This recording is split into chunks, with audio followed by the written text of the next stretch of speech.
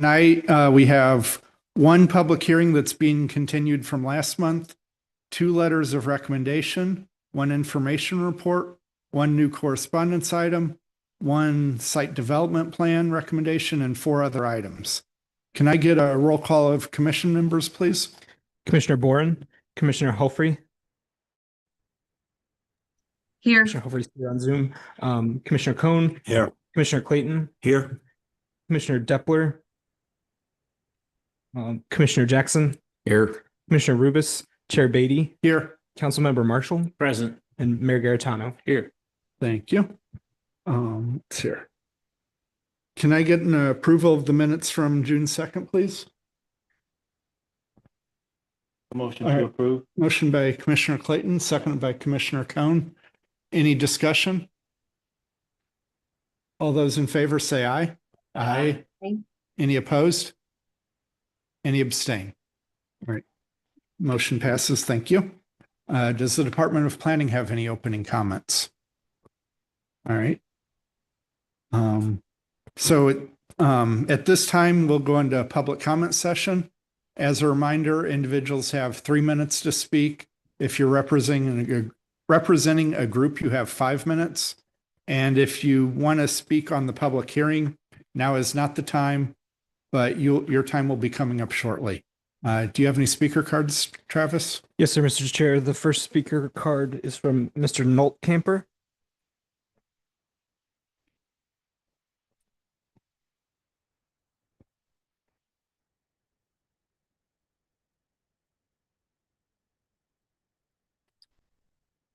Hi, it's Keith No Camper, and me and my wife live at 4665 Allenton Road. And just a little bit of background.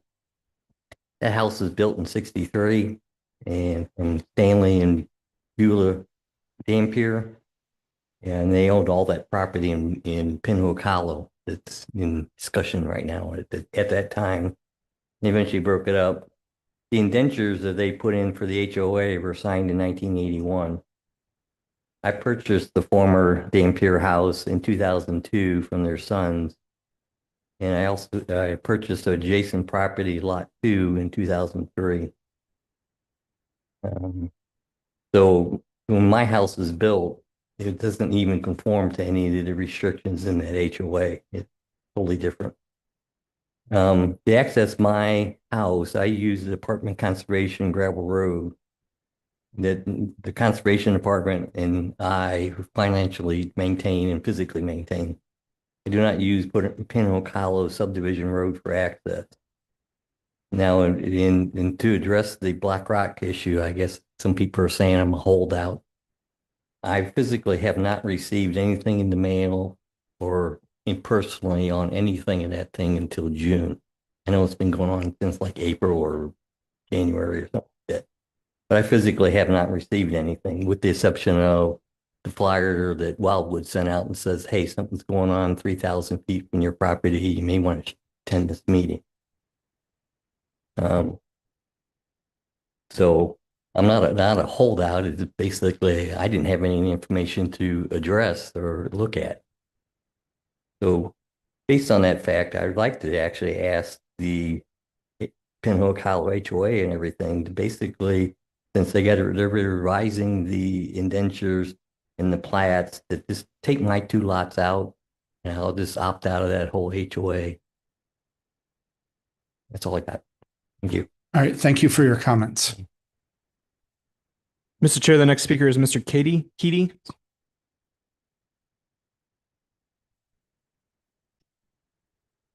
Vince Cady, we're on the old business on your agenda for Broken Rocks. And I just wanted to let you all know that we're here. I've got 2 of the directors live in case there's any questions, Mike Zito and Tony Bergnali. In addition, Mark McGraw is appearing virtually. I don't know that he'd be able to answer a question, but certainly if you have any, we're here to do that. And I wanted to just take 30 seconds to say how much of a pleasure it's been to deal with the planning department, Joe and Travis in particular, how easy they've been, approachable they've been, and how professional they've been throughout this entire process. Thank you. Thank you for your comments. Mr. Chair, I have no additional speaker cards for the public comment session. We do have a few on Zoom. I'm not seeing any hands raised at the moment, but we'll just give him a few seconds.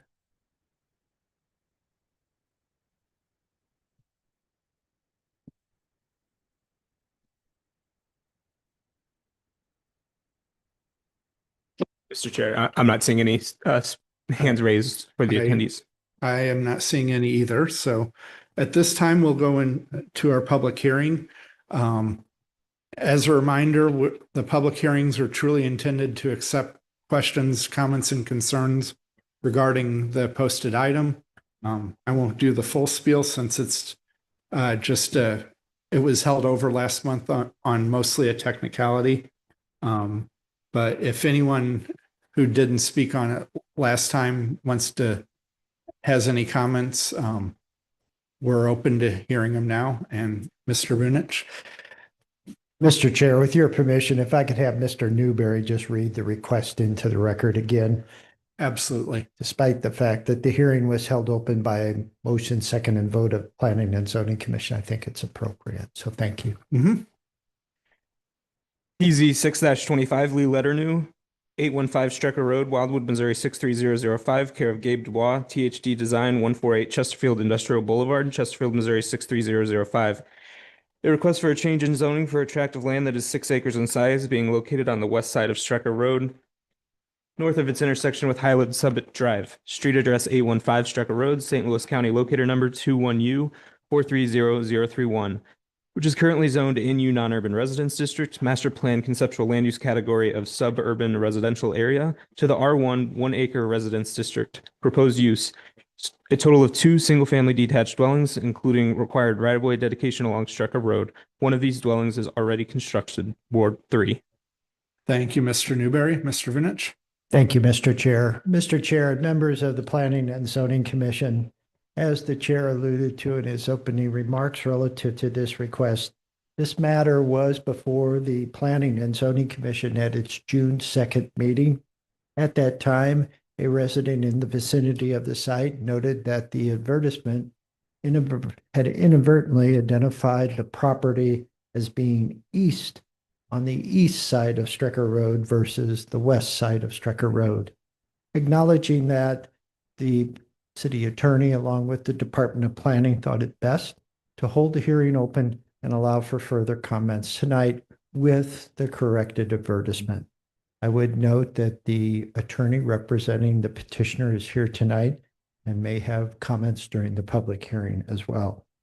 Finally, the department did receive additional comments relative to this particular request, and I believe Mr. Newberry has provided those to you for your use tonight.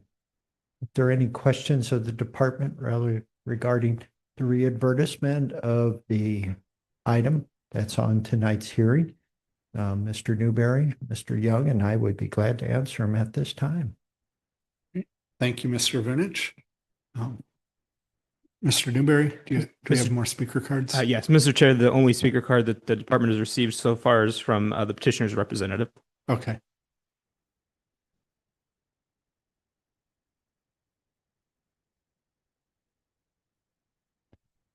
Thank you. I'm Elizabeth Lum with Amundsen Davis, representing the builder who is assisting with the subdivision of the lot and the rezoning.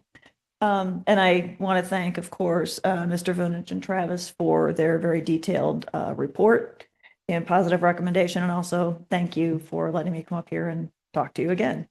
I do have a presentation for you. Do you have Okay, sure. And at the risk of being, I guess, a bit hasty, the first half of this is pretty much rehashing the request, which is basically that we've got a 6-acre tract of land that they're looking to divide into 2 3-acre lots, or actually it's like 1 3-acre lot and 1 lot that's 2.8 acres.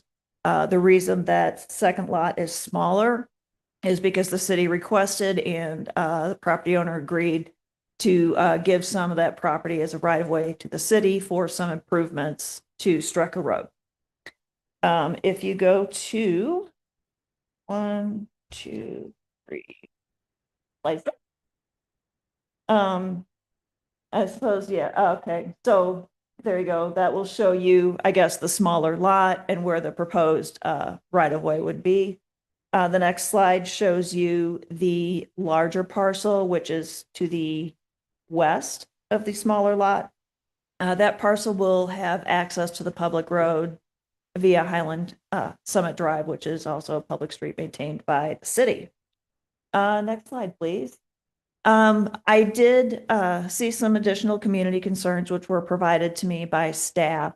And again, they seem to fall into a couple of categories of concern. One, of course, which I don't have a slide here for, but is talking about just the number of people. Again, with the size of the lot and the topography, this division into 2 3-acre lots is really all this parcel can handle. If we were to try to break it into smaller lots, it just, we'd have to add right of way and other things for a subdivision. It's just not physically possible. So we're really just talking about a home with a family. And it's again on 3 acres as opposed to the majority of the lots in the surrounding area, which are 1.5 acres. So it is slightly bigger. Next slide, I think we've got there already. A lot of the concerns had to do with just kind of the construction process itself. And I noticed that your code has something pretty much built into it. If you look at section 425-100, it pretty much contains requirements for the builder to erect barriers for your best management practices while construction is ongoing, to keep everything clean in the area, to provide washout areas, and, to conduct grading activities only during daylight hours. The builder is well aware of these. The builder will work cooperatively with the city, comply with the ordinances. So if there are ever any concerns, certainly, the builder will be happy to address those. The next concern that I saw was stormwater, particularly on the east side of Strecker Road. Folks were worried about drainage running downhill across Strecker Road and into Culks Creek. Looking at the topography of the property, it is rather steep. I believe staff addressed some of the topography and the runoff issues in their staff report, noting that they would be paying attention to that. The builder will, of course, comply with whatever the city requires and also with MSD's requirements, which are really kind of what the controlling factor is here. I will point out that as the property is developed, there is a chance that some of the runoff issues could be eliminated simply because right now we've got water sheet flowing across the property into neighboring properties. Once construction is completed, you would potentially have water directed towards certain detention or retention facilities so that instead of just flowing everywhere, it would be directed towards a particular place and potentially help out. I would defer to the engineers for that. The next issue again was access, safety, traffic. Last time I was here, I believe one of the commissioners pointed out that she had several cars at her house. And so I wanted to kind of address that a little bit. According to the U.S. Department of Transportation, their 2017 statistics, which was really the most recent I could find, show that a single family residence makes approximately 6 trips a day. Obviously, if you've got a house full of teenagers that all drive, you'd have a few more trips. If you have a house full of toddlers who don't drive, maybe a few less. But the impact on traffic will be minimal. The new residents will have access on Highland Summit Drive, so there'll be no new curb cuts on Strecker Road. And of course, there's the right-of-way dedication to help with improvements of Strecker Road. And last, I believe you recall there was a gentleman here from the Highlands that lived in Highland Summit who had a few questions about how this home would be built or where it would be built. The new home will have access onto Highland Summit Drive. As of right now, the new home will not be part of the subdivision. The new homeowner will not be joining the HOA, so it'll be completely separate. The wear and tear on Highland Summit Drive during construction, again, is, I feel, adequately addressed in your code, 425-080 and 425-090. Have a process for the city to come out, take pictures of the road. If there are complaints again, the builder will happily work with you. whether property values or taxes will increase. It's speculative. The way the county's been going, they might increase. But there again, that would be appealable. And that's all I have. If you have any questions, the builder is here with me today. We're happy to answer anything you've got. Thank you for your comments. Thank you. Looks like you got. I have one more speaker. I have Yeah. difficulty reading the last name, so I'm just going to say his first name, Kevin. All right.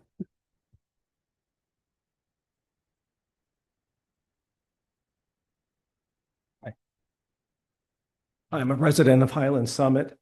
And the first thing I wanted to point out is, Name and address, please. oh, I'm sorry. Yeah. Kevin Legenzoff, 829 Woodsdale Court, Wildwood, Missouri, 63011. All right, thank you. The first thing I noticed, and some of my neighbors were confused by this and maybe aren't alerted to this, because this card says the access is off of Strecker Road. It's now, the plan says it's going to be off of Highland Summit Road, so this is incorrect.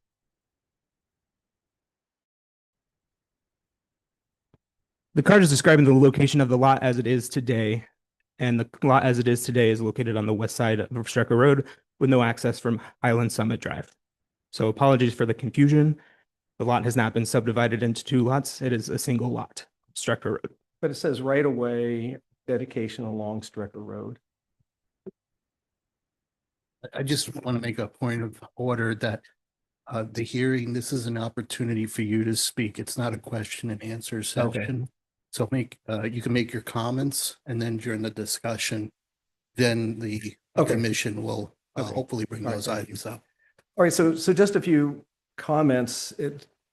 Certainly parking, and it's not wear and tear traffic is a concern, but the place where the easement will come out already is a congested area where there's a lot of parking along the road. It is a very dangerous, it is continuous curves, and it is, if there's more people parking there, it is going to be more dangerous. The next thing, they're talking about this property would not be part of our civic association, not pay dues, et cetera, et cetera.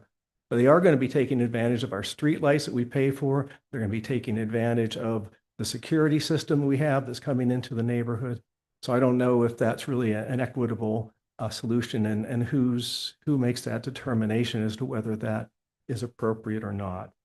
And then the final question I had is, I read through the documents, but I'm really not seeing what is the advantage of dividing this property to Wildwood.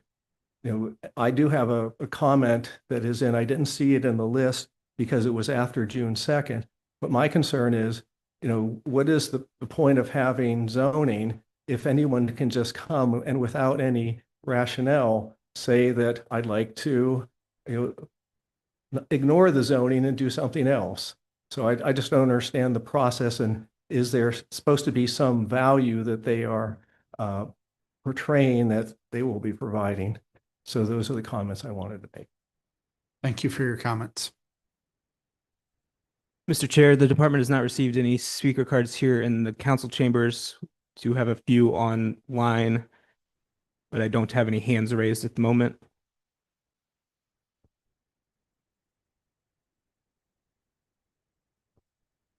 Okay. Is there any more discussion from the commission before we close the public hearing? Chair, there's one person who wishes to speak. So I think since the public hearing is still open, if the speaker comes up and makes their comments, but after completion of your comments, can you fill out a card and give it to Travis? Thank you.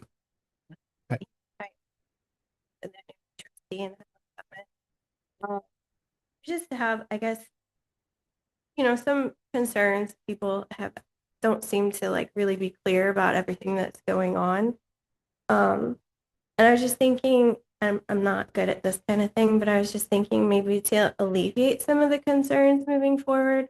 Like they say they're going to follow code, which I hope they do, but would it be possible if there was a trust that they could have? And then if there was erosion to any of our homes, or there was any damage to the road, then the trust could help pay for that. And if there isn't, and they take pictures of everything and everything's fine, they can just get the money they put in the trust back to them. It's just the thought. All right. Thank you for your comment. Mhm. Mr. Vunich, isn't it normal that with trustees of subdivisions that you work with them when there's concerns, they would come to your office? Certainly, between the Department of Public Works and the Department of Planning, if there are concerns as the process moves forward, regardless if it's in Highland Summit or any subdivision in the city, we can certainly make ourselves available, try to address their concerns and provide protection from. Or answer questions and stuff Sure. off the line. Okay, so I'm asking a question to give you guys an answer. You can call this office. Certainly.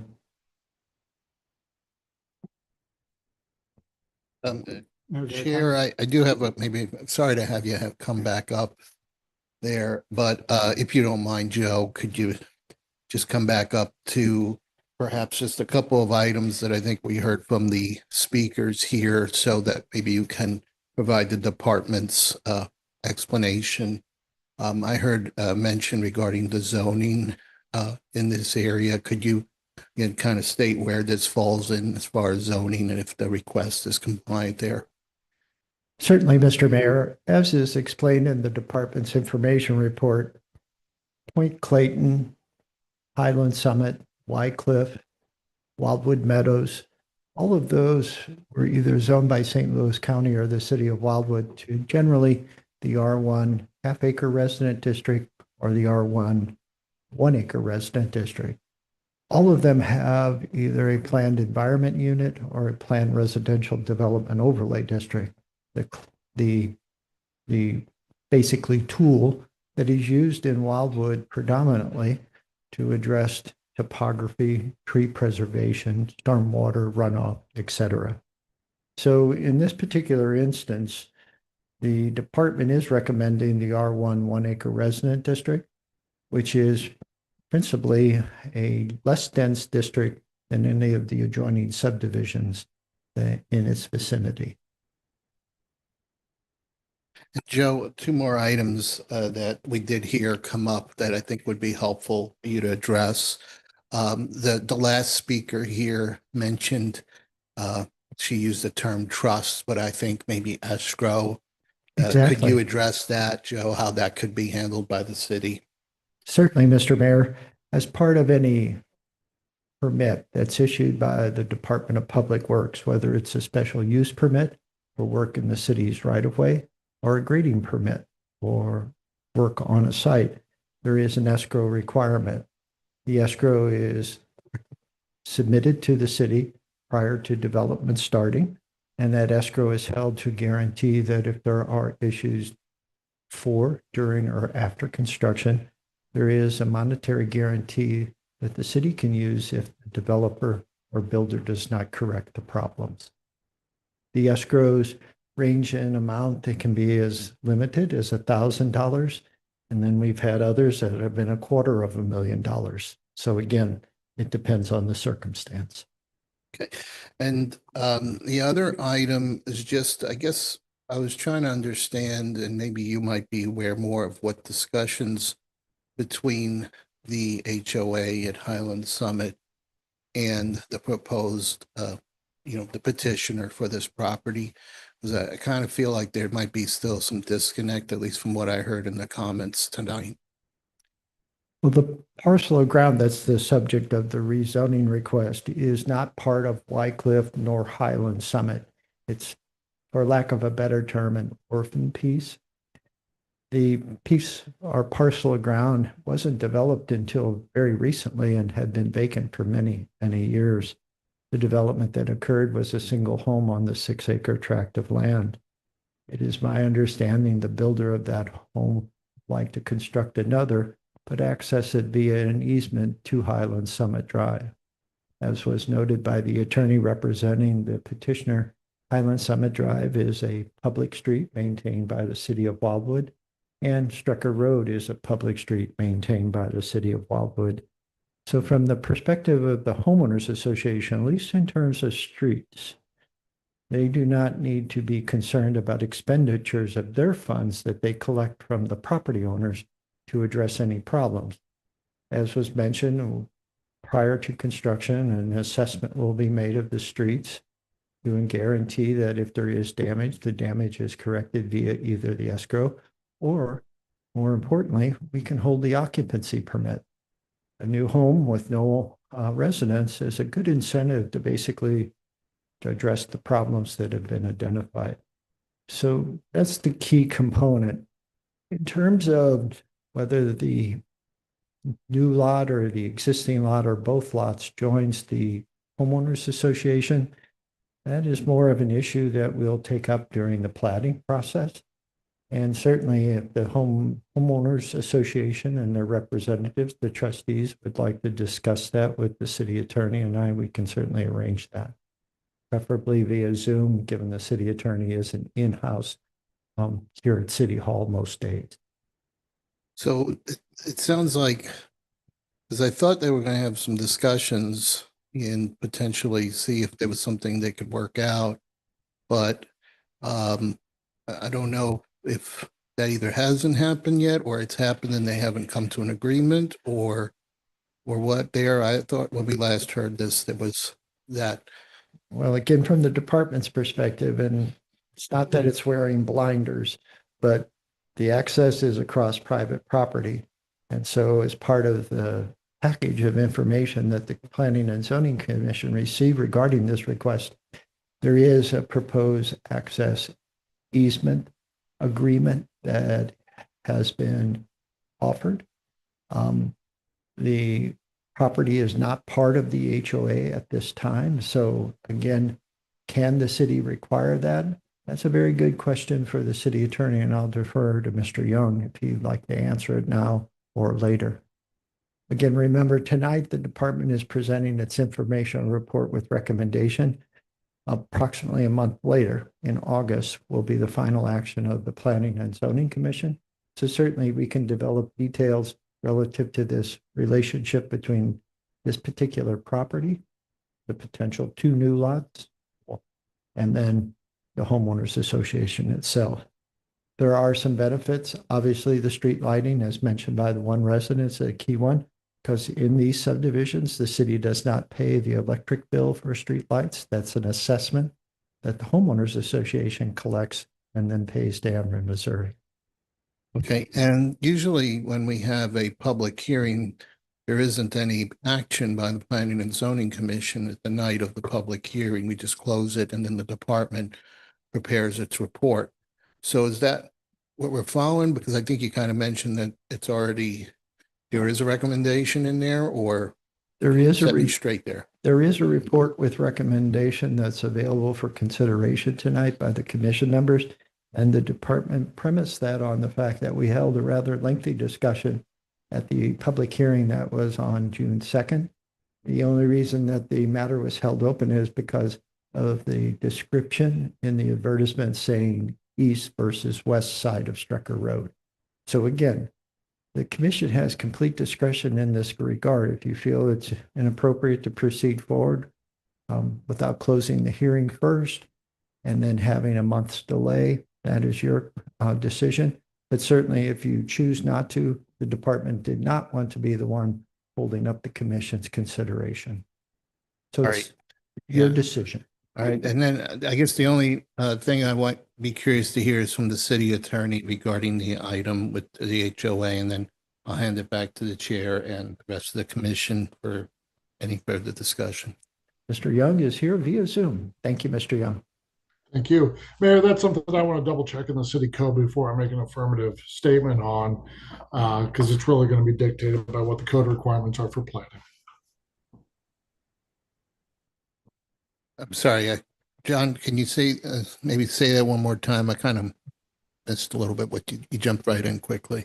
I just want to double check the city code, what the requirements are for platting this lot and whether it can be required to have a homeowners or an association of sorts, or agree with, or be required to contract with an existing association. But we will certainly check that and have that to you by the next meeting. Okay, great. Thank you. Yeah.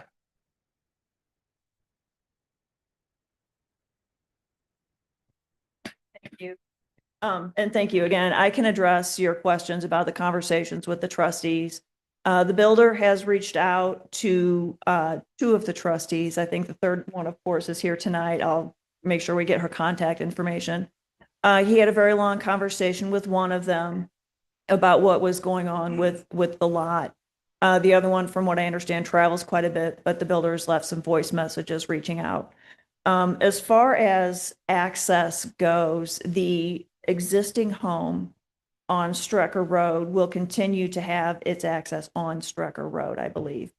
It's just this back lot that would have access onto Highland Summit Drive. And again, our client is willing to talk with the trustees, kind of hash out whatever these details are. And again, we'll, kind of see if we can't facilitate that. Thank you. Thank you. I think knowing the answers to that will probably be helpful and needed before we get down to the point where we finalize decision. All right. Any other questions or discussion from the commission? All right, seeing none, can I get a motion to close the public? Oh, sorry. I was just going to make the motion to close the public Okay, hearing. thank you, Councilmember Marshall, and seconded by Commissioner Clayton. Any discussion? All those in favor say aye. Aye. Aye. Any opposed? Any abstain? All right, public hearing is now closed. Next on the agenda, sure I got this right. PZ 4-25 Broken Rock Studio. And excuse me, Chair, Yes, sir. this item though is later on in the agenda for this Yeah, evening. So the folks that are here for this tonight, we have not finished discussing this. So they might want to stick around for that. Yeah, we'll be coming Yeah. back to Yes. what we just finished in the action item. Yeah, that's why I was trying to say by the time, before they ran out. I know they probably were interested. Thank you, Chair. Mr. Chair, I've sent Mr. Newberry to see if he can contact the individuals that left the council chambers and advise them of the upcoming item. Mr. Chair, if you're ready, I'll Yeah, read the go ahead. next item into the record. PC 4-25 Broken Rock Studio, 18360 Pinhook Hollow Drive, Wildwood, Missouri 63069, care of Vince Keaty, 7700 Forsyth Boulevard, Clayton, Missouri 63105. A request for a conditional use permit, CUP, to be granted upon an approximately 6.5 acre tract of land that is located at the terminus of Pinhook Hollow Drive, private, west of its intersection with Allenton Road, public. Property address 18360 Pinhook Hollow Drive, St. Louis County, locator number 28X520046. NU non-urban resident district.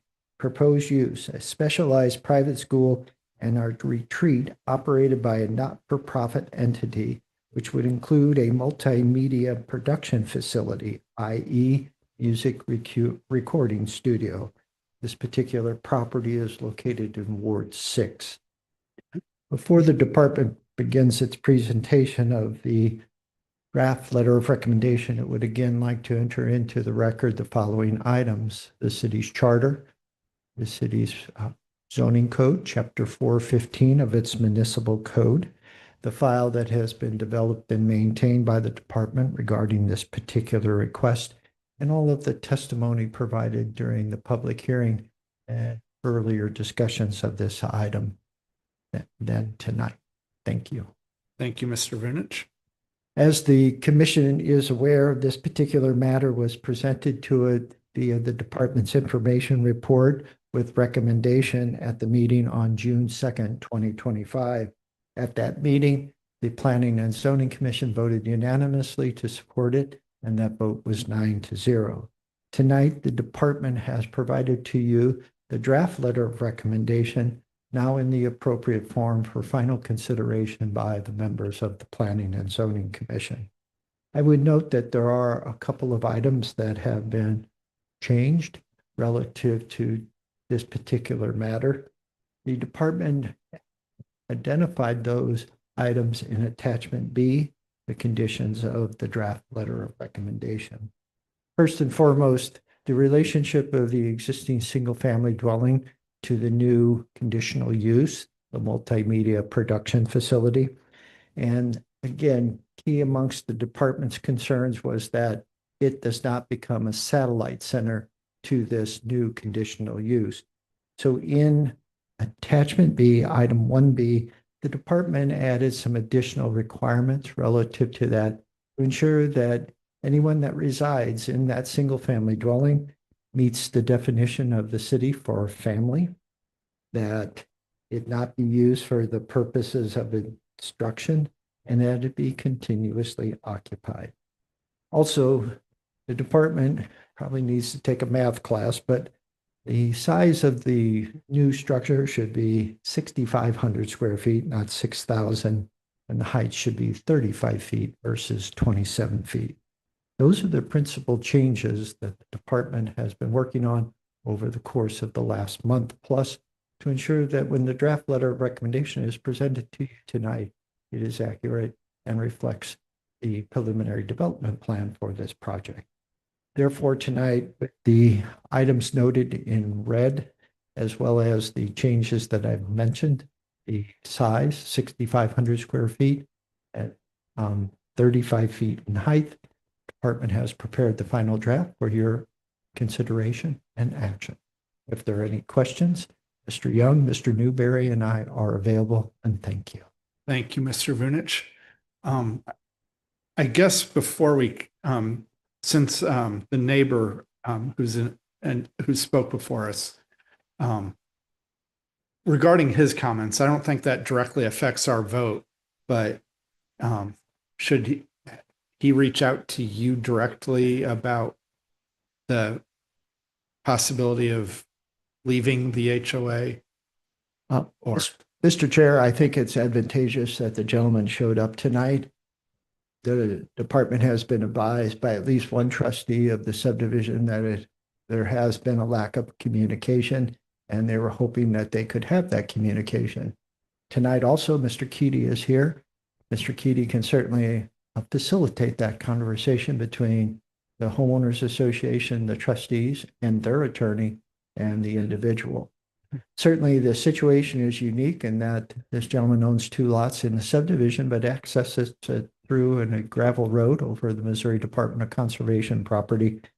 And obviously there are some benefits for that individual to not be part of the subdivision potentially. That's a decision that can be made between those parties and not the city. Most importantly, though, in the draft letter of recommendation in attachment B, the issue of the road and its ultimate disposition does include all of the property owners that are part of the subdivision. So from the perspective of that particular speaker, he has a role to play, and he wants to advocate that role by not being part of the subdivision. I think that's taken into account here as well. Okay.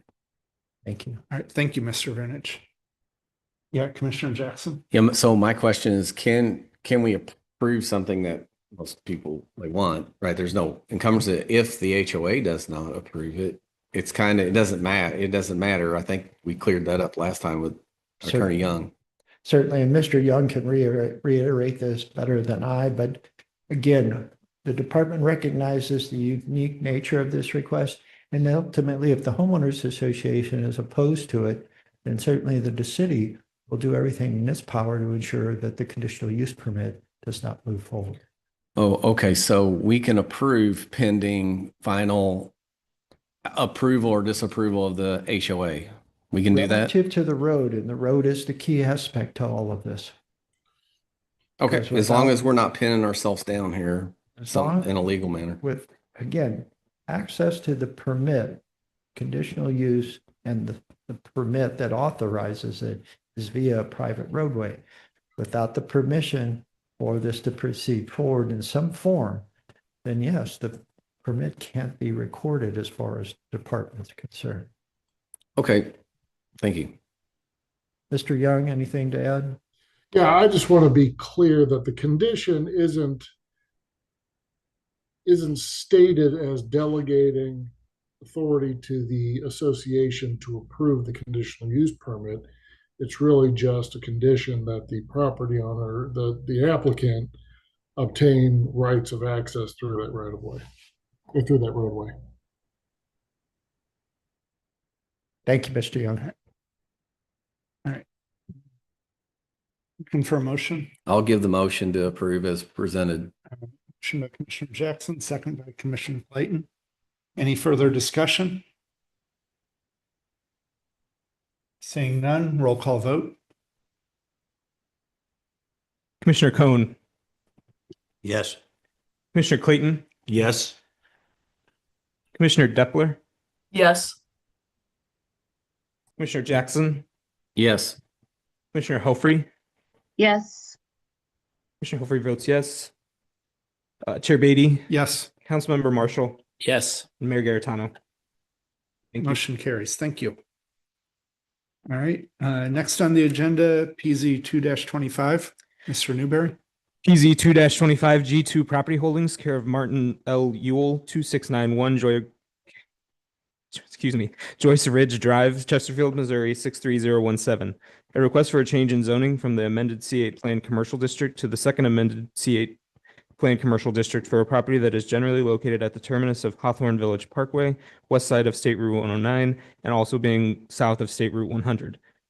PZ 22-97 St. Ange Properties Wildwood Auto Mart. Property address 17109 Hawthorne Village Parkway, St. Louis County, locator number 23V130042, amended C8 Plan Commercial District, Town Center Workplace District, thereby allowing amendments to the current governing ordinance to include new permitted uses and authorize other related accessory activities at the subject location. Proposed use warehouse facility with parking area and also being inclusive of the outdoor storage of equipment and related materials. Ward 1. Thank you, Mr. Newberry. Mr. Vinich. Thank you again, Mr. Chair. Mr. Chair and members of the Planning and Zoning Commission, the department has prepared for your consideration tonight the draft letter of recommendation relative to this rezoning request that involves a town center property that is approximately 2 acres in size. This particular property, as the commission may recall, is located to the west of the Phillips 66 station that anchors the southwest corner of Route 100 and Route 109. Also, importantly, located on this particular property is a Metropolitan St. Louis Sewer District pump station.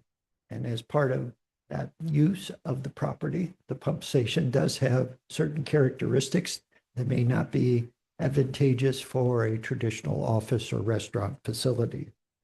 In the report, the department notes that if not this use, what might be the most appropriate use for such a property, and it believes a office warehouse facility or a local landscape company may be the best use of the property. The Planning and Zoning Commission concurred, and at the June meeting, June 2nd of 2025, it voted unanimously to support the second amendment of the C8 Plan Commercial District. Since that meeting in June, the department met with the applicant, and a few minor items have been changed. In attachment B, those changes are noted by the red font. And tonight, the department is presenting those changes as part of the draft letter of recommendation for final consideration and action by the commission. I would note that the changes also include another increase in the building size and height. Again, bring back to remedial plan review here shortly to make sure we can do this better. But again, as we've gone through this, the petitioner has noted that there may be an inclination to increase the size of the building and wanted to ensure that the peaked or ridged roof would not exceed the height limitation. Also, the department did provide some latitude to the petitioner, but gave that latitude to the Planning and Zoning Commission as part of its review of the site development plan or architectural elevations. Well, ultimately, the commission can modify certain components to ensure that they are compliant to the underlying regulations of the C8 Plan Commercial District, as well as the site itself. Again, it is in the appropriate form for final consideration and action tonight. If there are any questions regarding the matter, Mr. Young, Mr. Newberry, and I are available to try to answer them. Thank you. Thank you, Mr. Vinich. Any discussion or motion? Commissioner. Make a motion to approve the letter of recommendation. All right, motion by Commissioner Clayton, seconded by Commissioner Cohn and Commissioner Helfrey. Any further discussion? All right, seeing none, roll call vote. Commissioner Clayton, Yes. Commissioner Depler, Yes. Commissioner Jackson, Yes. Commissioner Helfrey, Yes. Commissioner Cohn, Yes. Chair Beatty, Yes, Councilmember Marshall, Yes. and Mayor Garitano. motion carries. Thank you. All right, next on the agenda, back to PZ 6-25. Mr. Newberry. PZ 6-25 Lee Letternew, 815 Strecker Road, Wildwood, Missouri 63005, care of Gabe Dubois, PhD Design, 148 Chesterfield Industrial Boulevard, Chesterfield, Missouri 63005. A request for a change in zoning for a tract of land that is 6 acres in size, being located on the west side of Strecker Road, north of its intersection with Highland Summit Drive. Street address 815 Strecker Road, St. Louis County, locator number 21U430031, which is currently zoned NU non-urban residence district, master plan conceptual land use category of suburban residential area, to the R1 1 acre residence district. Proposed use, a total of 2 single-family detached dwellings, including required right-of-way dedication along Strecker Road. One of these dwellings is already constructed, Ward 3. Thank you, Mr. Newberry. Mr. Vinich. Thank you, Mr. Chair. I do want to note that at the beginning of tonight's meeting of the Planning and Zoning Commission, a public hearing was held open regarding this particular matter. There were additional comments, and Mayor Garitano noted certain concerns. Obviously, the department can proceed with its presentation, but if there is an intent to recommend a postponement, it may be appropriate now, and I'll defer to the commission for that direction. Seeing none, the department will proceed forward. Mr. Chair and members of the Planning and Zoning Commission, the department has prepared for your consideration tonight its information report with recommendation regarding this requested change in zoning. First and foremost, the department wants to note that under the city's master plan, this particular 6-acre parcel of ground is designated suburban residential area. It is a designation similar and matching to Wycliffe and Highland Summit, 2 subdivisions that immediately abut the property. It is important to note that at the time that Wycliffe was developed and approved by the city, the suburban residential area actually allowed up to 2 units per acre. In 2006, the volunteer group that ultimately made a recommendation to the Planning and Zoning Commission and City Council reduced that density to 1 unit per acre versus 2 per acre. So tonight, the master plan actually supports the proposed change that is being offered for consideration relative to the NU non-urban resident district zoning designation to the R1 1 acre resident district zoning designation. First and foremost, the master plan, when adopted in 1995 and then finalized in 1996 and subsequent updates in 2006 and 2016, identified this orphan 6-acre parcel suitable for further division at some time in the future. Secondly, one of the units already is in place and was approved on the 6-acre tract of land. That particular dwelling will continue to exist and be accessed off of Strecker Road. If the property is subdivided, which does require city council action if the rezoning is approved, will ultimately access via a access easement to Highland Summit Drive. The department notes that the lot sizes are substantially larger than anything in the vicinity other than the common ground areas in association with Wycliffe and Highland Summit. Therefore, from a standpoint of density, it is the least dense subdivision, so to speak, in the near vicinity. Thirdly, the department would note that the R1 1-acre resident district does include a number of requirements relative to setback, height restrictions, public space dedications, stormwater management steps, and many others. It is the department's opinion that these regulations will address many of the concerns that have been identified tonight. Those concerns include stormwater management.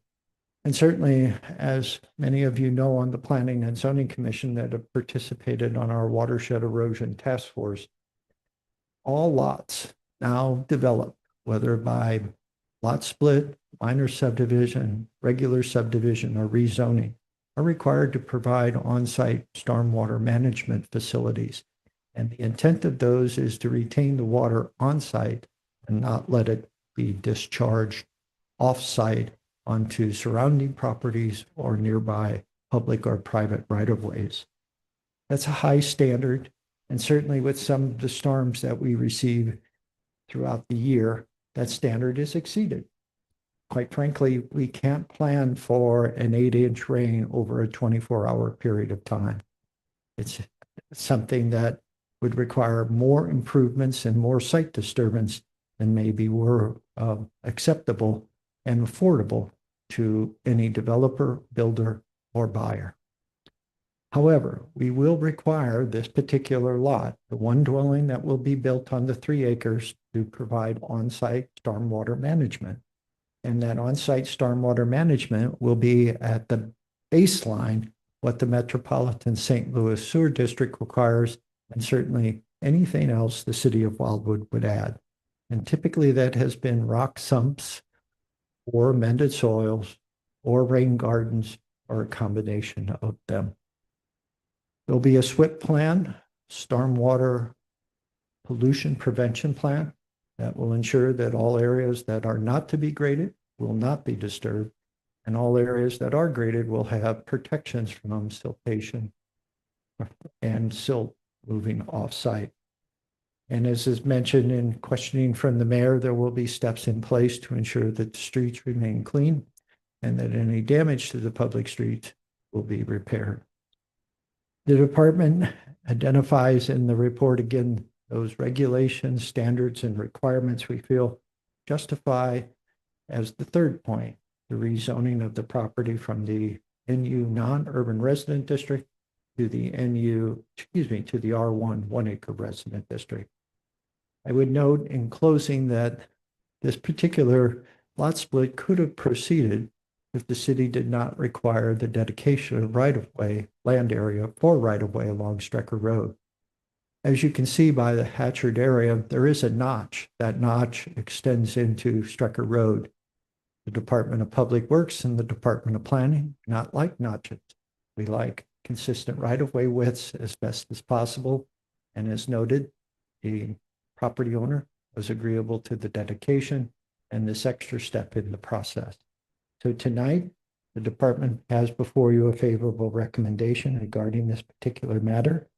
And that recommendation is for consideration.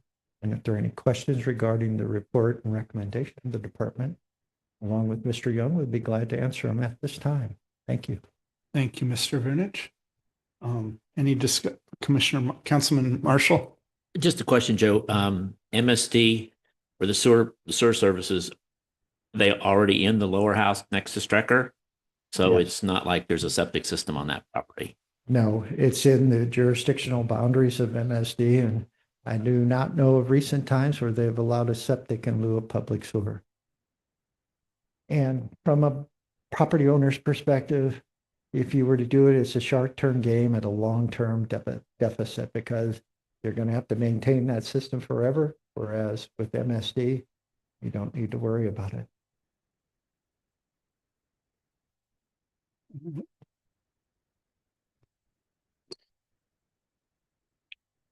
Mayor Gaetano? Yeah, thank you, Director Vunich, for that information. I value very much, making sure we're in compliance with the master plan, but also understand the history that this was zoned many years back into the suburban residential. But however, given the request, they're actually in compliance with the master plan. It's less dense, as you said, because the master plan requires 3 acres per lot. And most of those homes are smaller lot size. So I do see where you're saying that this will actually reduce the density there for that parcel. So I guess the one big thing we've heard really is about the stormwater. So I want to just dive in a little bit on that topic there. And I know that the newer home that was built, which is, I guess, in front of this one on Strecker, well, that home would obviously have any issues if something were to be a problem with stormwater runoff. I mean, that would be the home that would be affected the most. So I know sometimes when we talk about development proposals, they talk about the type of soil and then the need for potentially amended soils or things like that. What steps will the department ensure that they're in compliance with addressing stormwater runoff or minimizing that stormwater runoff, both during construction, but also, afterwards? Well, first and foremost, the department, I believe the most successful treatment is a rock sump. So view a rock sump as a small detention basin that's placed on the property. There can be multiple ones. And typically what we do is we take the gutters and downspout runoff and direct them to the rock sump. It's basically a depression, a hole in the ground. It's filled with rock and then covered with soil and ground cover. And basically the water's discharged there, it's held there, and it's allowed to basically drain out of that rock sump into the surrounding soil. So we're concentrating flow, putting it in a controlled zone, and depending on the soil structure, basically mitigate the runoff. Amended soils are similar. They're basically soils that hold the water in place and discharge it over a period of time. Same principle with rain gardens. Rock sumps are what we generally go to as a solution. It's approvable under MSD as well. And so from the perspective of the city, we anticipate having those on site. They are required to be maintained over time, and as part of the platting process to ensure that the property owners are aware of that requirement and their existence on the site. Recently, we've been putting all of these features, rain gardens, amended soils, rock sumps, in easements. And within the plat, the easement addresses their maintenance and that they can't be removed, changed, or altered without city approval, and in this case, MSD approval as well. So we'll take as many steps as possible. But again, remember, we are putting impervious surface on a 3-acre lot. There will be some runoff that probably doesn't get captured as we might hope. But again, it's a 3-acre lot, and we'll do our very best to keep that water manageable as it flows off during those difficult storms that we have these days. I will not make a guarantee that no water will run off from this particular property. I can't. We've seen these storms over the past, 6 months that have just basically are not categorized under any model that's available these days. All right. And then I guess, thank you for that explanation there and the strategies that you can employ regarding stormwater runoff. The other item I think that was addressed earlier, brought up early, I don't think it's been addressed, but it is the final determination of how this will play into the HOA.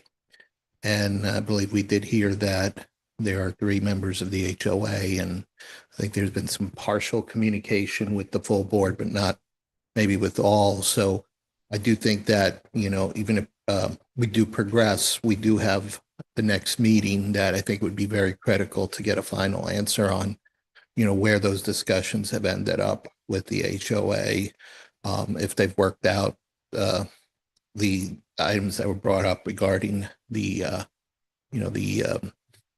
HOA assessments that cover the street lighting that would be included on that road there and things like of that nature.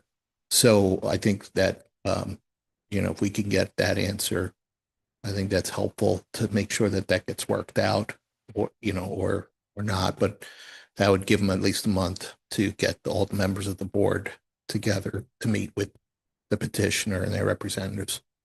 Certainly, Mr. Mayor, you've mentioned it twice. There's obviously the petitioner's representative and the builder here. It'll be incumbent upon them to basically find a convenient time to meet with as many of the trustees as possible and come back with tangible responses to the concerns the commission has mentioned.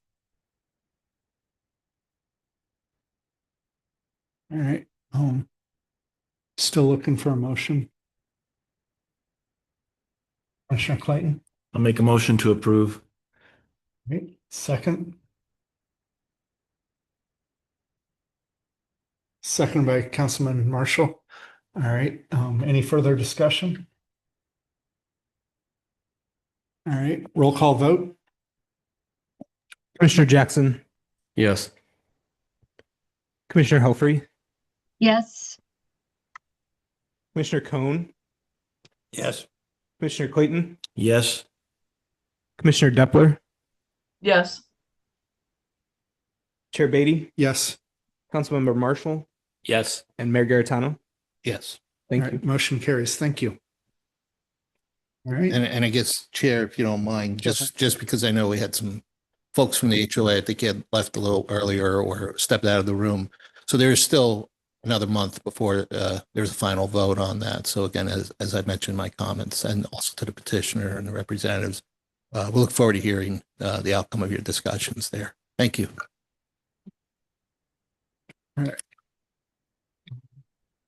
New business.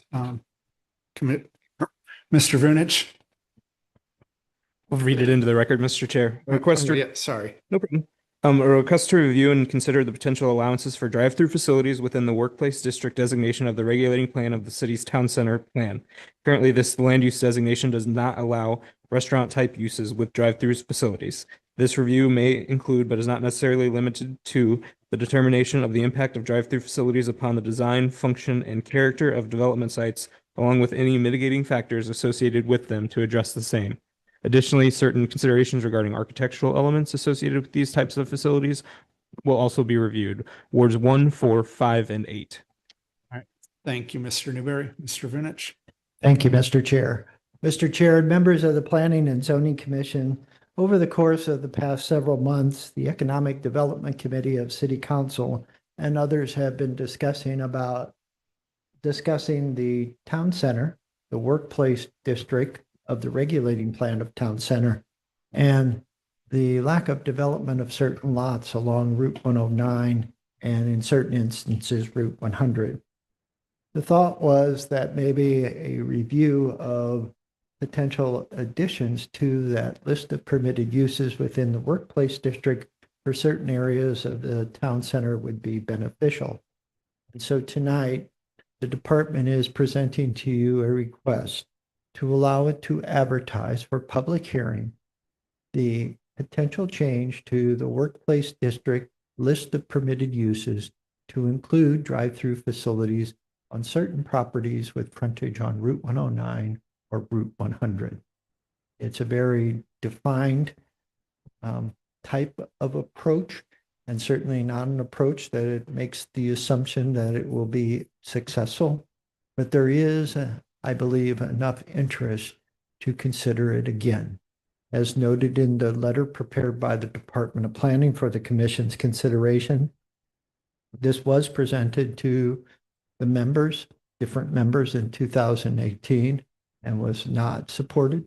But now in 2025, we have the benefit of understanding COVID-19 and the pandemic, what that meant for a lot of restaurant users, as well as the restaurant owners themselves, and how convenience of a drive-through facility in many instances saved those businesses in the long term.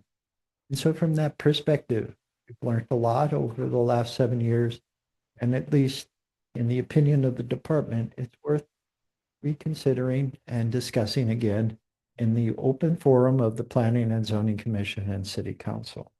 So tonight, the department is respectfully requesting the authorization to post this particular matter for a future public hearing at the Planning and Zoning Commission. Thank you. Thank you, Mr. Vunich. Mayor Garitano. Yeah, thank you for bringing this item up, Joe. I'm glad that you did bring it up because I think we learned a lot, as you mentioned, since COVID. And one of the things that during COVID that both kept businesses going, but also people in the community that wanted to, whether it was food, pharmacy, picking up their prescriptions, there was a lot of concern during that time about getting out of the car.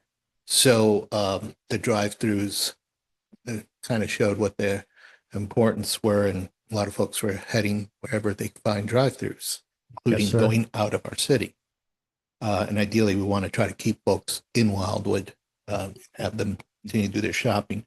But I think the key thing that you mentioned here is this is very specific properties, not a blanket type of item. There's a unique certain set of properties that we're talking about, and I'm familiar with the discussion the last time. The more we hear from people regarding the amenities that they like, but I think also it's important to note it's like don't jump to a conclusion that a drive-through is just a fast food place. There are banks, there are pharmacies, there are fast casual restaurants like the Bread Company, which the reason they moved out of their prior Wildwood location was they wanted a drive-through, and if they couldn't get a drive-through, they weren't going to stay in Wildwood, and that's worked out successfully. And anyone can see a long line at Starbucks in the morning. The drive-through seems to work well there, and it's folks from Wildwood and around that patronize it. So I think it's important to keep in mind that it is different types of businesses, but also for our council and especially the members that are on the economic development, that's something that they're trying to address is how we keep the business community thriving. And, I think it's very difficult more and more that businesses can operate without drive-throughs for those certain types of businesses. So I think it's important to entertain at least the topic. Thank you, Mayor. Just for my benefit, you said 109, I guess it's pretty much between New College and 100 where they could go. Actually, the department's thinking more between Manchester Road, Old Manchester Road and Route 100. Oh, just that narrow strip there? Right. Okay. There are a series of. I get between Manchester and New College, it's kind of built out. Yep. And from the perspective of the department, there are 3 or 4 outlots, at least in that length, that block, that over the years, there have been substantial interest by different restaurants. And in each instance, once they found they could not have a drive-through facility, that interest went away. And so we have lots that were platted now 10 plus years ago that no one's really interested in. And I don't know if that's a good thing or bad thing, because the department isn't advocating unlimited or unmanaged growth, but what it is advocating is if there is a suitable use and it can be designed to complement new urbanism and our guidelines and standards, then we ought to at least have the opportunity to consider it. And so from that perspective, we're looking there. And potentially there may be a lot or two that's been overlooked along Route 100. I don't know of any specific ones right at the moment, but I certainly would like to offer that as well. That was the second part of my question is where on 100, but is it? Again, Deerbergs has the right for multiple drive-throughs, as you know, and actually they've used the least number that we thought they would.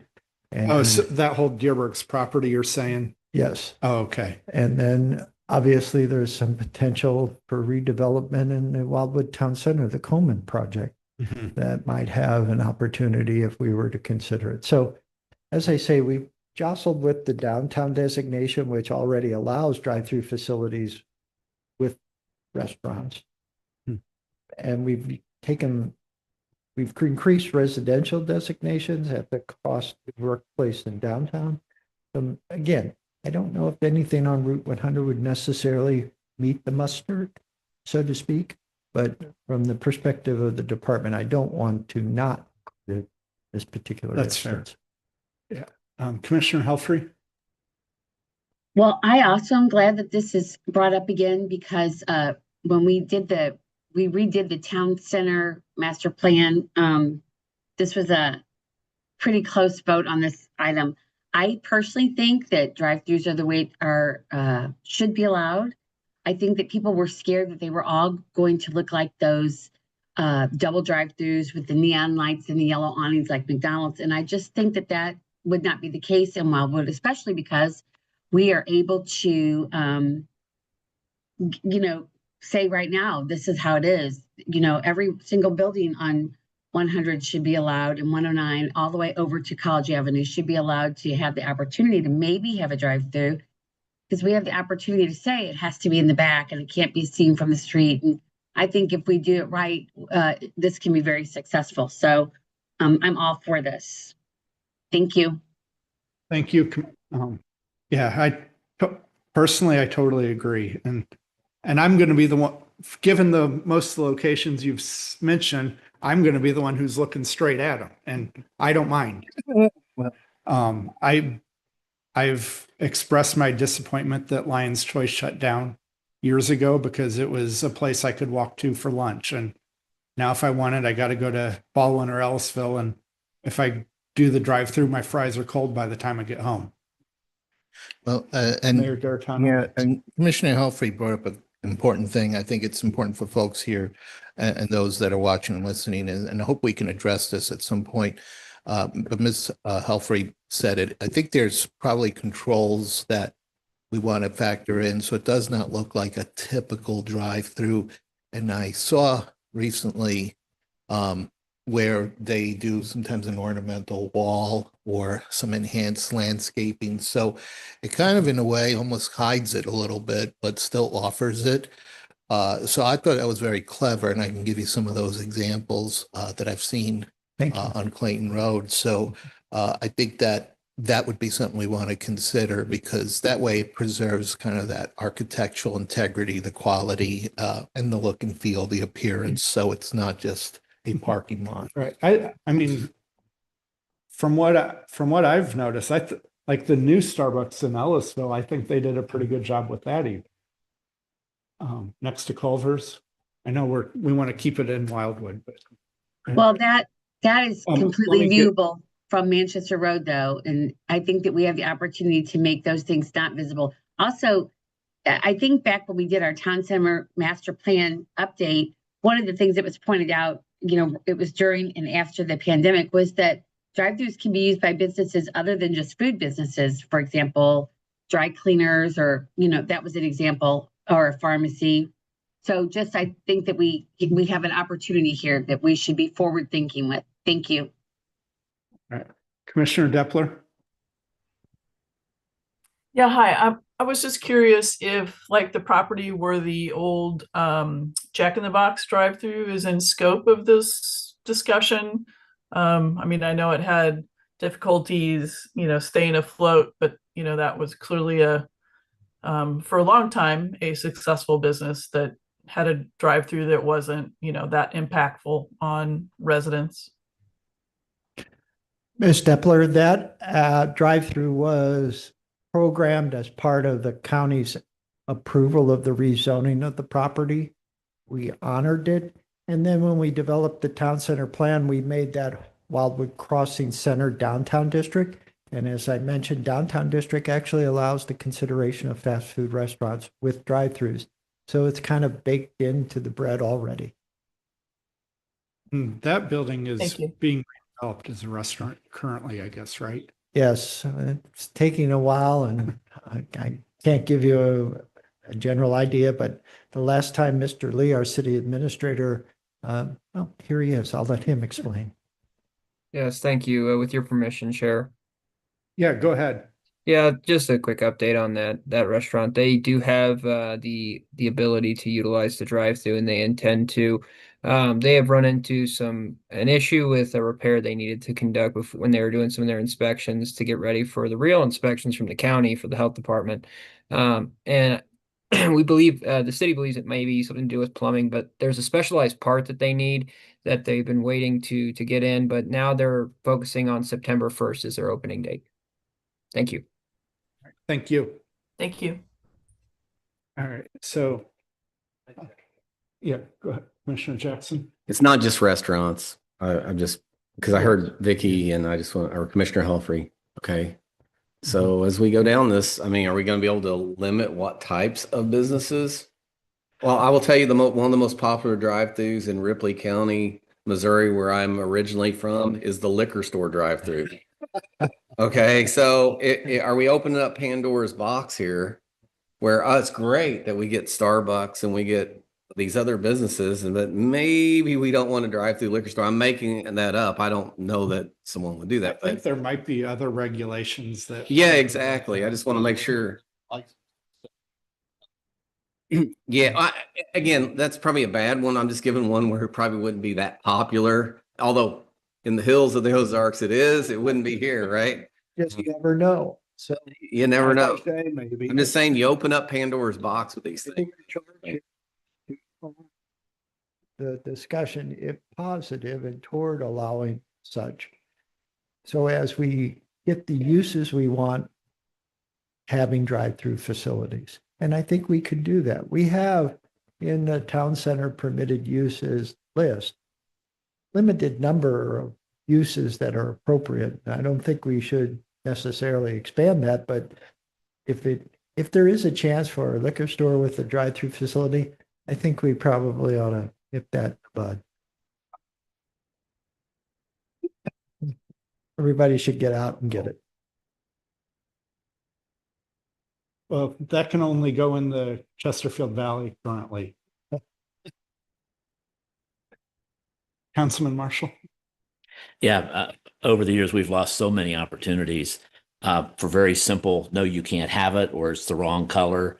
And then we wonder why we have struggle keeping the business going. I guess my question would be is you would have very limited access off of 100 unless you came into town center.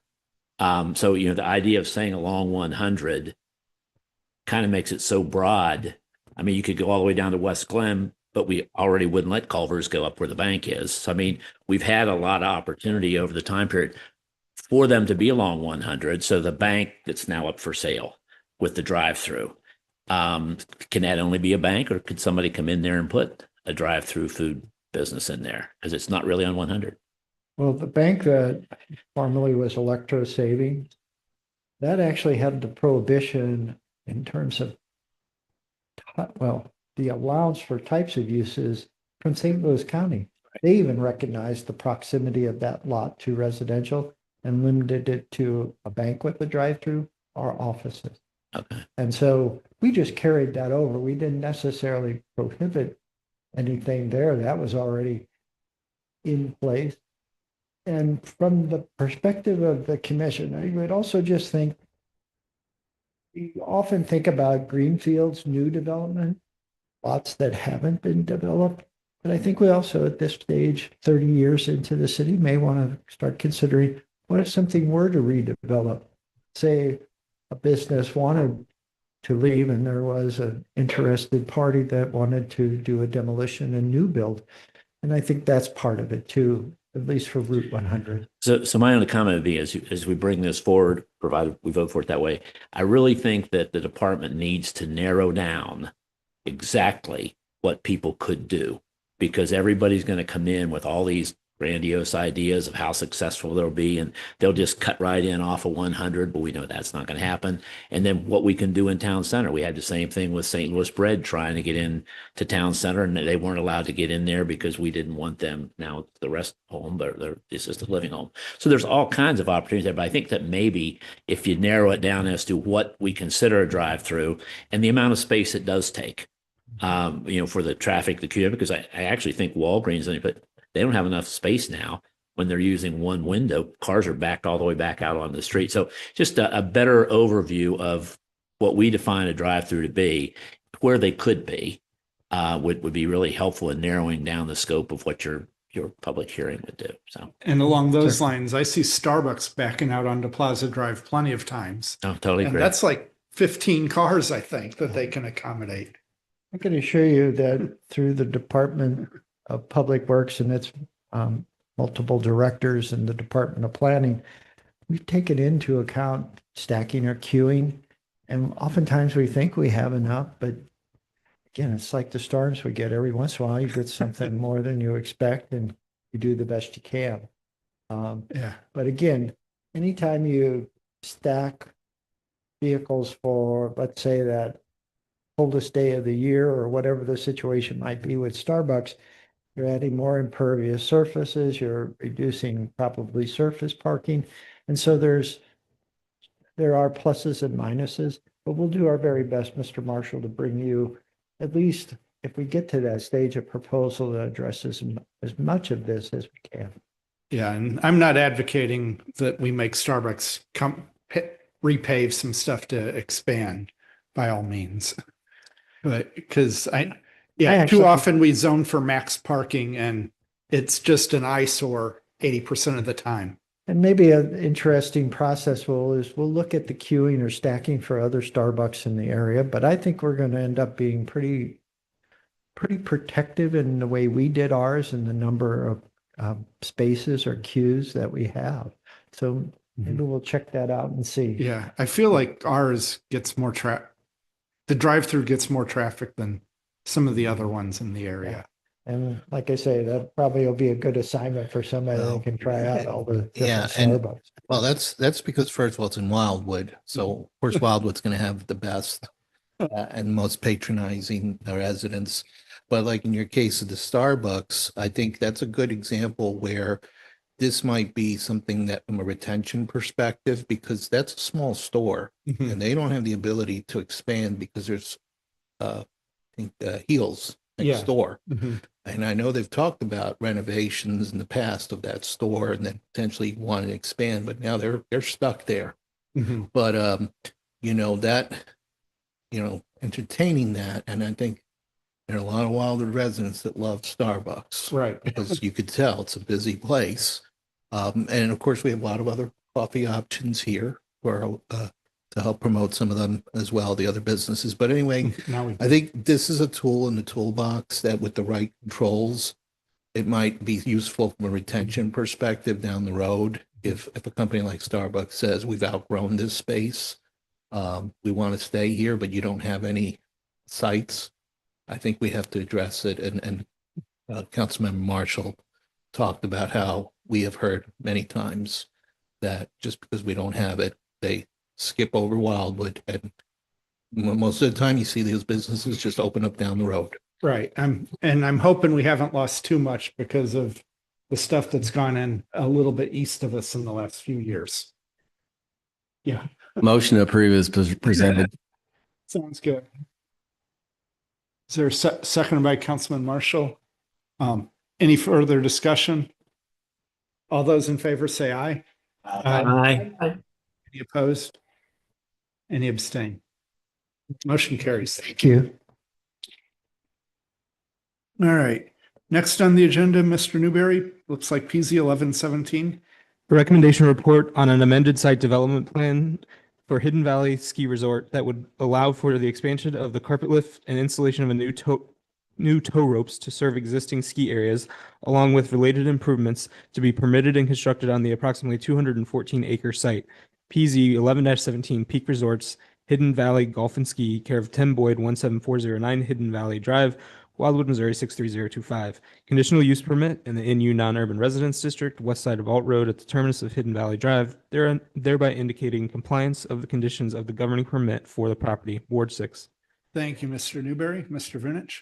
Mr. Chair, members of the Planning and Zoning Commission, the department has prepared for your consideration tonight a recommendation report regarding two minor additions at Hidden Valley Ski Resort.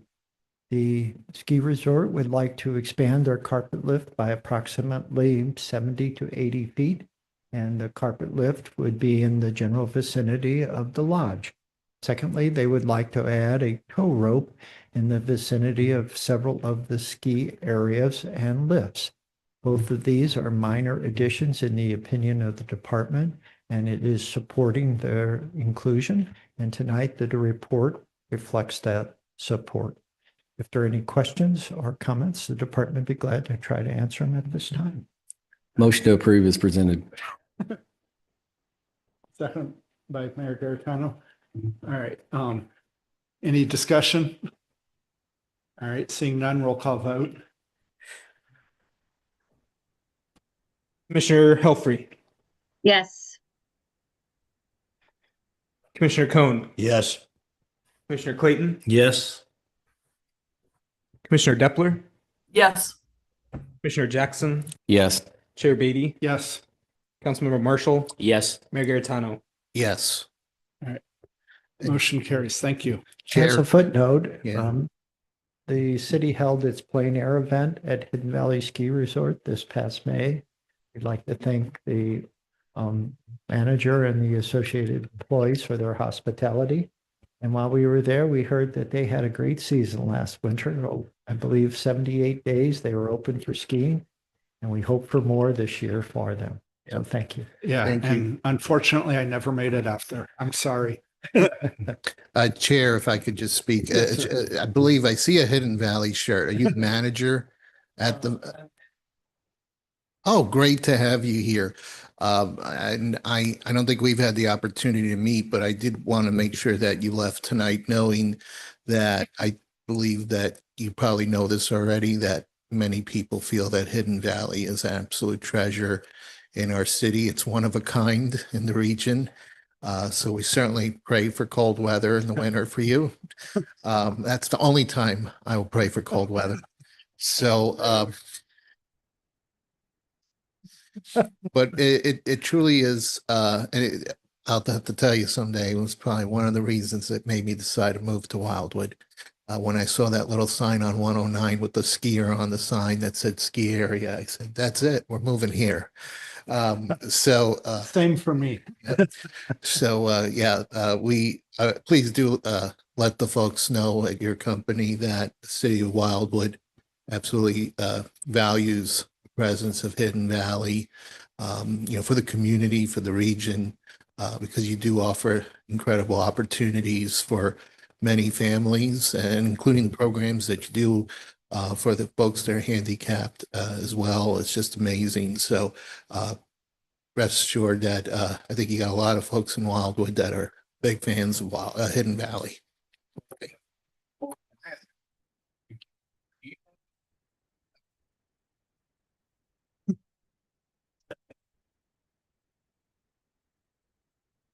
Reason I think kind of hard that month. My house is well away from you, like this, there's Springfield or there's you, and then you come this way. So you're getting far from me. I'm kind of caught up in all that drama, so to speak. And I was just wondering how many zip line customers you have. So I've never heard them scream.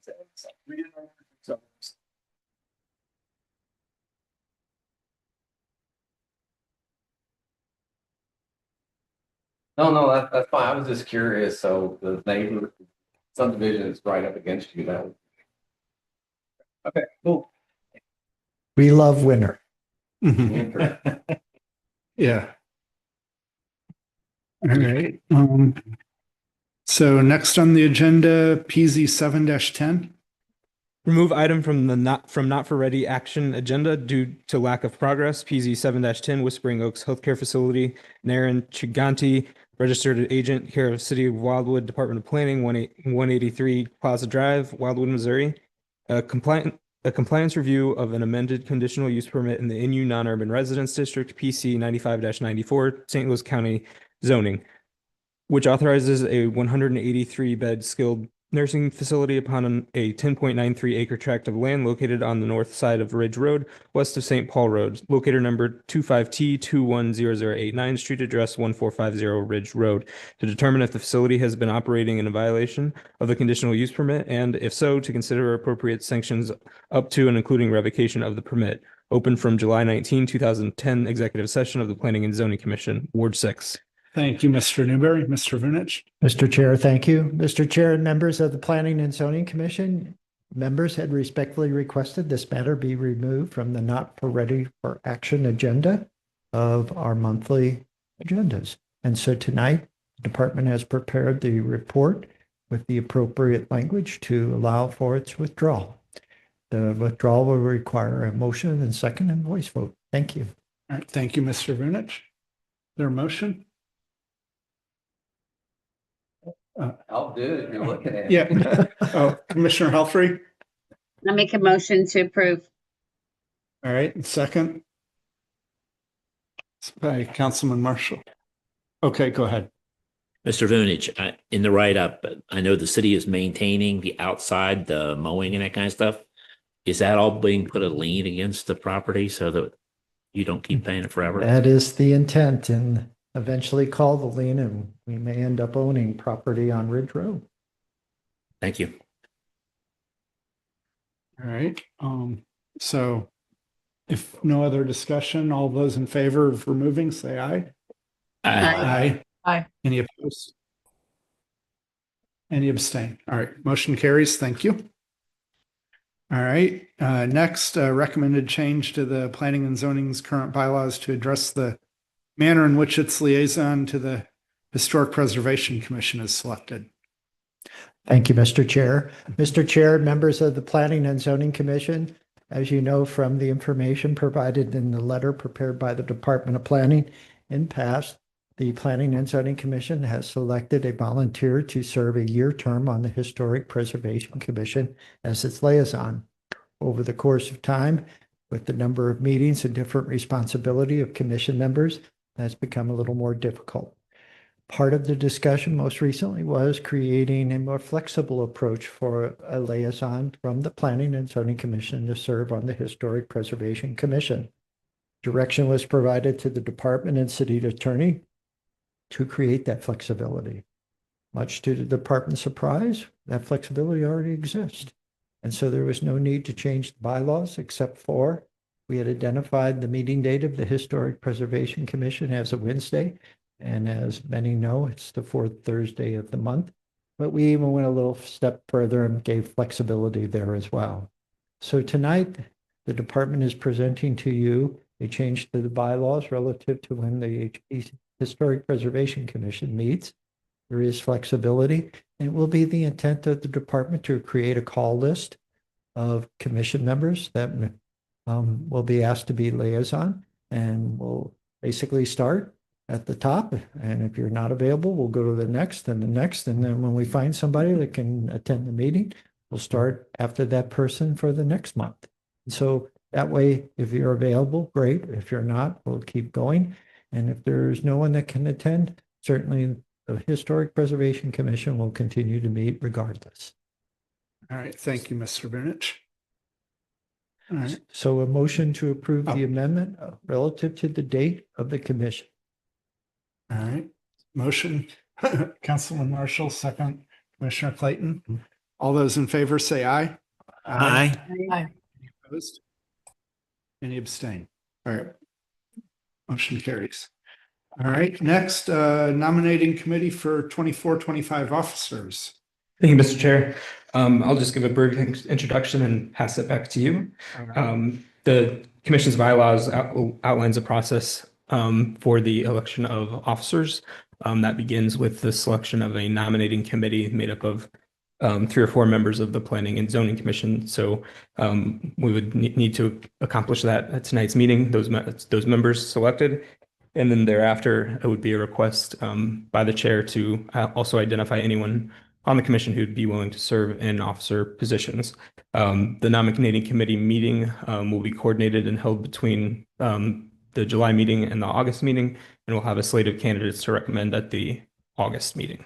So with that, Mr. Chair, if you'd like to let us know who you're thinking for the nominating committee. Any volunteers? Commissioner Helfrey?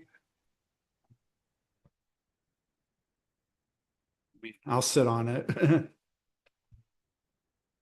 Commissioner Deppler? That's all right. So we'll report back and do we need to? We can do it by Zoom, right? That's how we did it last year? Yeah. Good. Yes, it works. Okay.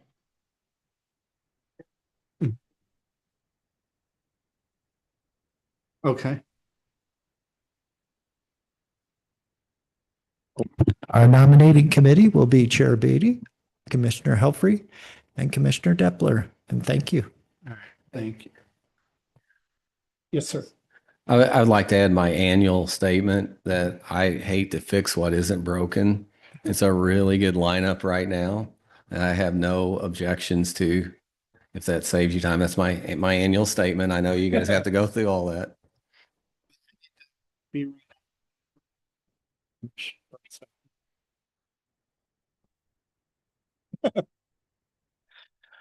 Thank you again to the three volunteers and Mr. Newberry, and I will coordinate a meeting date that's convenient to you three, and we'll see you in sometime between now and August. That's good. All right, and then lastly, an invitation to attend the American Planning Association's 2025 Missouri-Arkansas Bi-State Conference to be held in St. Louis. Thank you, Mr. Chair. Mr. Chair and members of the Planning and Zoning Commission, this last invitation, as the chair just described, is to advise you that the Arkansas, Missouri chapters of the American Planning Association have planned a conference to be hosted at Union Station in St. Louis this year. The dates for that are September 15th through the 17th, with a couple of different attendance options, from a full attendance of all the conference dates, or kind of an a la carte date that you might be available or interested in a particular speakers. So the department, as the memo summarizes, sets aside funds every year to provide professional development and training to the Planning and Zoning Commission members. So we are inviting you to attend if you'd like to attend the conference. As I mentioned, again, there's a couple of different attendance options. We've provided background information from the conference website about the broad variety of presenters that will be at the different conference dates. And so if any of the commission members are interested, the department's happy to help register you, happy to pay for your registration fees, and do anything else that we need to do to help you successfully attend the American Planning Association conference. Mr. Chair, make Mr. Newberry tell you about his role in the APA. So you won't hear me talk about myself very much up here, but I am on the board of the Missouri St. Louis chapter of the American Planning Association. So I will definitely be in attendance myself. So, and Mr. Chair, I heard a rumor that the member that brings the most commissioners wins a trip to Paris or something like that. So I think there's an incentive here, if you don't mind. Not Paris, Texas, right? So again, if you would be interested in attending the conference or have questions that might help you understand if you wanted to, just give me or Joe a call and we can help you. Give me a call and I'll be happy to talk it through you, or email, however you want to contact me. Actually. Yeah, it's have to work through the registration process and what days you might want to attend if the full thing, but we can coordinate that during regular business hours. Sounds good. Thank you. All right, and with that, looks like a motion to adjourn.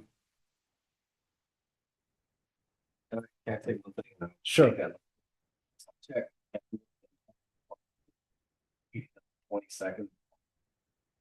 I don't have a calendar.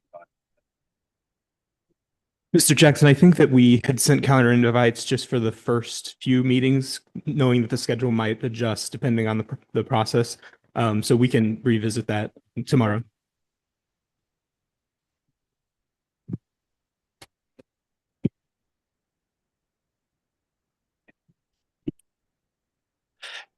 Mr. Chair, with your permission, at the last meeting of the Citizen Oversight Group, we talked about trying maybe to double up a little, and so we're starting a half hour earlier, so 6 p.m. Motion to adjourn. Motion by Commissioner Jackson, second by Commissioner Clayton. All those in favor say aye. Aye. Aye. Any opposed? Any abstain? All right, we're adjourned. Thank you, everyone. Thank you. Appreciate it very Thank you. much.